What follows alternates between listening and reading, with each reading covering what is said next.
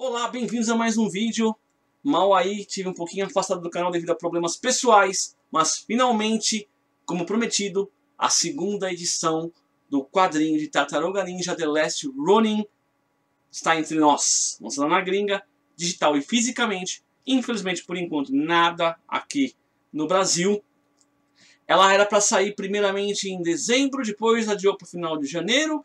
E aí aos 45 minutos do segundo tempo saiu agora no dia 17 de fevereiro. Como prometido, aviso, vai rolar um resumo dos principais pontos dessa segunda edição. E pro final do vídeo alguns pitacos, algumas teorias do que eu acredito que possa vir a acontecer nas próximas edições. Então, já esteja avisado, haverão spoilers, tá bem? Resumão rápido para quem não, por um acaso não viu, vai ter o cardzinho aqui em cima mostrando do primeiro volume. Todos morreram, todas as tartarugas morreram e todos os envolvidos com as tartarugas também foram para o espaço, tirando April O'Neil e Michelangelo, que é a tartaruga remanescente, a sobrevivente da coisa toda, que agora quer vingança e sangue no zóio. Então, sem mais churumelas, segundo volume de The Last Ronin. Dando continuidade, logo emendado da última página do primeiro volume, a gente tem uma April O'Neil aí abalada que ajudou a salvar o Mike de uma missão praticamente suicida, tá ali esperando ele se recuperar das feridas e dos machucados. E a gente tem alguns flashbacks mostrando o passado, como toda a desgraça veio a ocorrer. Então logo no começo do volume a gente vê a April e o Casey Jones juntos. Ele pede a April, né, já pediu a April em casamento, eles vão se juntar, vão formar um casal e vão pedir a bênção das tartarugas em um jantar, vão contar para elas em um jantar. Então aguardando elas chegarem para poder dar a boa nova. E aí elas estão atrasadas, está rolando uma tensão, o que será que está acontecendo? Quando o Rafael chega de pé na porta, falando que deu ruim e que eles foram emboscados na trairagem pelo clã do pé. E aí você me pergunta, por que trairagem do clã do pé? Porque no meio da confusão toda você vê as seguintes cenas. O Rafael muito ferido e machucado, ensanguentado. O Mestre Splinter com um ferimento muito sério, sangrando demais. Tanto que o Rafael chega, joga toda a comida que tem na mesa para o jantar longe, para colocar o corpo do Mestre Splinter ali na mesa. E no calor da coisa toda do momento, o Casey menciona que havia um acordo de trégua entre o clã do pé e as tartarugas. Como isso chegou a acontecer não é explicado. Só que ele menciona a trégua e logo de emendado assim, seguido, a April fala: é isso que você ganha quando você faz um acordo com o diabo, com o capeta. Eles, pelo jeito, fizeram uma trégua, uma paz ali, cada um no seu quadrado, só que provavelmente o clã do pé armou e pegou eles, como eu mencionei, na pilantragem. Voltando, Mestre Splinter muito ferido, precisa, o que eles podem fazer ali na hora, o Donatello está até abalado, está preocupado com o mestre, não consegue nem pensar, justo o mais cabeça do grupo, e eles precisam de um médico. O Mestre Splinter precisa ser levado a um médico para que seja prestado um socorro mais adequado. Nisso, para variar, o Rafael, mesmo ferido, está com sangue nos olhos, eles estão tentando ali conversar, estão tentando acertar o procedimento que eles vão tomar, e quando eles se dão conta, o Rafael deu linha na pipa, partiu. Para onde será que ele foi, né? E aí, para variar, você já deve imaginar, o Rafael, tomado pela raiva e pela fúria, sangue nos olhos, saiu virando Manhattan do avesso para encontrar o clã do pé, os ninjas, e arrancar deles a localização exata da onde está a Caraya. Afinal de contas, a tal da trégua foi pro vinagre e agora ele só quer saber mesmo de porrada, como diz o pessoal aí, desculpa o termo, dedo no furico e gritaria. E enquanto isso vai acontecendo, a gente tem durante todo o volume momentos de ida e vinda, né? Flashback, tempo atual, flashback, tempo atual. É mostrado pra gente a April na cama, se levantando, e a gente tem um impacto bem chocante, algo bem forte, que eu realmente não tinha, eu pelo menos não tinha notado no primeiro volume, e só foi escancarado agora pra gente, que é a April sem um braço e sem uma perna. Ela usa prótese. E também em nenhum momento deste volume, pelo menos, é mostrado quando e como isso veio a acontecer.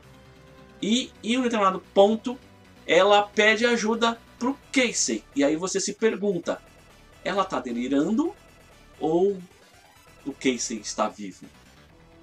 Neste meio tempo, é mostrado o Mike já desperto, já relativamente recuperado, buscando alguma coisa para tomar, tentando entender o que está acontecendo, com a cabeça ainda meio confusa. E mais uma vez nos é mostrado como a mente dele está realmente abalada, tá em conflito constante com tudo que ocorreu, mesmo tendo passado muito tempo já. Que é o fato dele toda hora estar vendo o fantasma dos seus amigos caídos, dos seus irmãos caídos. Ele vira e mexe, tá falando sozinho, ele percebe isso entre idas e vindas, que ele tá falando, que ele tá conversando sozinho e tá vendo os fantasmas do Leonardo, do Rafael e do Donatello. Ele tá ali fazendo um chá para ele, para tentar relaxar, para tentar relembrar o que aconteceu direito.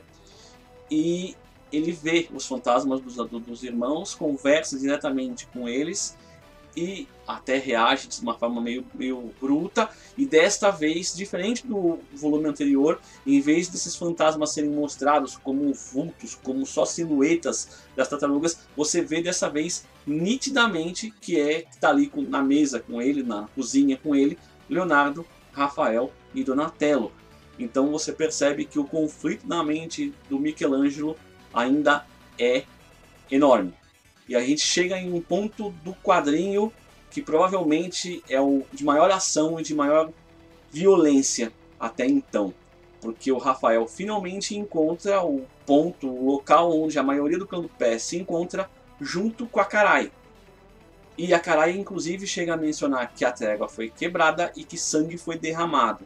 Então levanta uma questão de quem teria quebrado essa trégua. Seria o clã? Seriam as tartarugas. Também fica essa questão, essa dúvida no ar e em nenhum momento é respondido.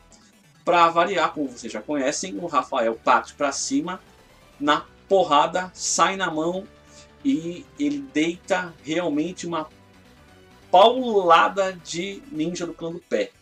E é sangue, é porrada comendo, flecha, a lança, a espada, tudo que você pode imaginar, ele rebentando porque ele quer chegar na Karai de qualquer jeito, ele quer resolver aquilo ali e agora e na hora.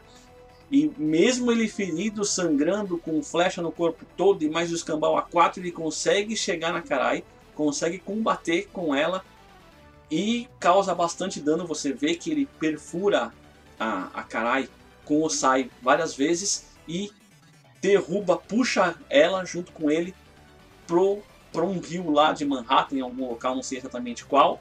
E quando você acha que ele está ali para se sacrificar, mas levar a Karai junto, a Karai consegue desculpa, se desvencilhar dele e ele, devido aos ferimentos, está muito ferido, muito ensanguentado, ele não consegue resistir e a gente tem a primeira queda confirmada das tartarugas. Adeus, Rafael. Justamente o mais brutal dos irmãos é o primeiro a cair. Enquanto isso, nos tempos atuais, a gente vê o Mike e a April compartilhando um café da manhã, uma refeição e meio que trocando uma ideia, atualizando um ao outro de tudo o que ocorreu. Neste meio tempo, a April de repente vira: Casey, vem tomar café da manhã. E aí você se pergunta, a April tá loucona? O Casey não teria morrido? O Mike até reage, dá uma engasgada, mas espera aí, o Casey não morreu? E na verdade não é o Casey, é a Casey Mary Jones, filha da April com o Casey, uma jovem, uma garota, que inclusive, para quem prestou bastante atenção, é a garota que ajuda o Mike no finalzinho do primeiro volume, da primeira edição, quando ele estava prestes ali para cometer o sacrifício final e partir. É essa moça que ajuda ele, uma das que socorre ele no primeiro momento, é a filha da April com o Casey. Essa garota, Casey Mary Jones, ela tem a vivacidade da mãe com a força do pai. Ela gosta de artes marciais, ela estuda e treina tudo a respeito, o máximo que ela pode por conta, e inclusive é ela que mantém o local onde elas estão organizado, que por sinal é a toca, é o esconderijo original das tartarugas ninja. Ela mantém todo o local de treinamento arrumado, os pertences de cada tartaruga guardados, e, desculpa de novo, inclusive é o Mike o Mike acaba agradecendo para ela, obrigado por você manter esses itens, eles são muito importantes para mim. E nesse meio tempo também é explicado para o Mike duas coisinhas. Primeiro, que Manhattan está dividido em 3 setores específicos, tipo alto, médio e baixo. É até simples de explicar. O alto é onde fica o clã do pé, fica o mestre Oroku Hiroto, o filho bastardo da Karai, que comanda a coisa toda, os capitães, tenentes e ninjas. O médio e o baixo. O baixo é onde fica o povão que se lasca, sofre e passa fome. Não é explicado em nenhum momento como esse comando totalitário e brutal do clã tomou Manhattan, tá? E também é explicado que April e a Casey fazem parte de uma resistência que se opõe diretamente ao clã do pé. Inclusive nesse momento a Casey fala que quer ajudar o Mike com o grupo da resistência, que ela faz parte, quer ajudar, e o Mike na mesma hora, não, eu não quero ser responsável pela morte de mais ninguém depois da morte dos meus irmãos. Ele carrega com ele esse fardo de que a morte dos irmãos é culpa dele. Emendado disso, a gente tem outro momento muito importante e crucial desse segundo volume, que é onde o Mike explica para Casey e para April o que aconteceu com ele nesse tempo todo que ele ficou desaparecido após a morte dos irmãos. Ele explica que ele se refugiou, que ele se escondeu em terras selvagens distantes, e que em um primeiro momento ele sofreu muito, mas depois ele percebe que ele pode usar aquele tempo para meditar, para se enxergar internamente e principalmente sobreviver e perceber que o destino dele ainda está incompleto, que ele ainda tem uma missão a cumprir. Então, devido a um momento também é mostrado em várias páginas, um momento de choque de realidade que acontece com ele, que ele percebe que ele tem que lutar, que ele tem que usar o que ele foi treinado a vida inteira para fazer, que ele precisa voltar e completar o destino dele, que na visão dele é se vingar do que aconteceu da queda do mestre e dos seus irmãos. E aí, para encerrar esta edição, a gente tem 2 momentos que eu preciso compartilhar com vocês. Um é o do mestre Oroku Hiroto treinando com os ninjas do clã, mostrando toda a crueldade e brutalidade que ele tem como cabeça, como chefe do comando. Fica mais uma vez a questão de quem ele é filho, porque ele é o filho bastardo da Karai. Com quem eu ainda cheguei a levantar no vídeo do primeiro volume, da primeira edição, que talvez o Casey Jones tivesse dado uma puladinha de cerca, mas aparentemente eu estava enganado. E aí ele nomeia ali, já, né, ele conversa com um novo capitão e fala: eu quero a cabeça da tartaruga remanescente, eu quero a cabeça dele de qualquer jeito. Se vira, dá seus pulos, encontre-o e mate-o, porque eu quero e acabou. E se você falhar, vai ter o mesmo final do último capitão que falhou comigo. Então a gente vê o quão loucaço, quão nível destruidor o Oroku Hiroto pode ser. E eu vou deixar aqui o gancho que fica na última página da edição 2, que é a April abrindo um cofre e tirando de lá uma espécie de capacete, de máscara. Fica a pergunta.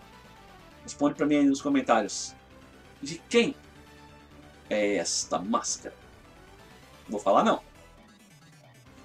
Espero sinceramente que vocês tenham gostado, que tenha ajudado de alguma forma.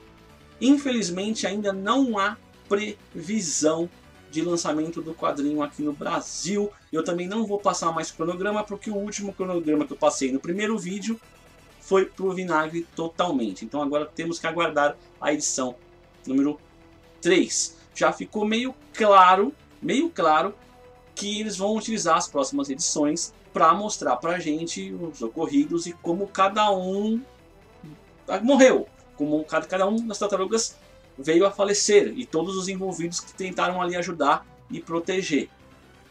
Também fica meio claro pela imagem extra, a imagem bônus, por assim dizer, do quadrinho, que talvez, estou chutando aqui, vejamos a morte de Casey e de Leonardo, porque vocês estão notando aí, estou mostrando para vocês, a espada do Léo cravada e a máscara do Casey pendurada. Então talvez na próxima edição tenhamos a explicação de como eles vieram a falecer. E agora ficam aí os questionamentos antes de acabar o vídeo, que eu quero deixar com vocês. Está aqui a minha colinha, eu vou ler e vamos conversar aí a respeito, por favor. Como é que será que a April perdeu o braço e a perna? Em exatamente que situação? Foi em alguma luta contra o clã? Foi já fazendo parte da resistência, já ela um pouco mais velha, anos depois? A filha, a Casey Mary Jones, ela seria tão ou melhor do que o Casey em artes marciais? Na porradaria a gente ainda não viu. Ela seria uma aliada extremamente capaz e útil para o Michelangelo? Ele conseguiria carregar a responsabilidade de ter novamente um parceiro, uma parceira ao lado dele e seguir em frente com isso, tendo que ele tem esse fardo da morte dos irmãos ainda com ele? Qual é o verdadeiro estado da Karai? Na primeira edição a gente viu a Karai em uma câmera rapidinho, um lance nela em uma câmera criogênica sendo mantida viva ali. Ainda mostra o Oroku Hiroto falando com ela e chamando ela de mãe.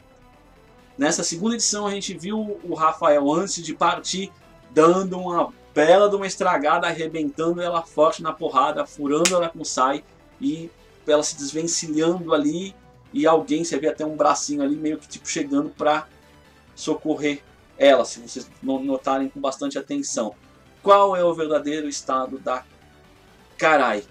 Teria o Mestre Splinter sucumbido aos ferimentos que ocorreram agora nessa edição, que é mostrado ele sendo acudido ali, socorrido, ou ele se recuperou, foi atendido por um médico e vai vir a morrer em um confronto com o Oroku Hiroto, por exemplo? E o Mike vai conseguir carregar a missão dele até o final?